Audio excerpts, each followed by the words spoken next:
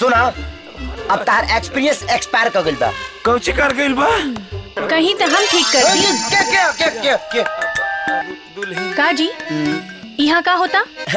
मामा के बताओ तनी कि दारू पीला से लीवर खराब हो जाला। झूठ।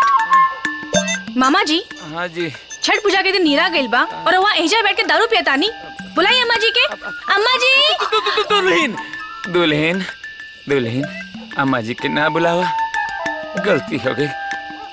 दारू के कसम, आज के बाद दारू के तरफ ना देखब, ना देखब, ना देखब।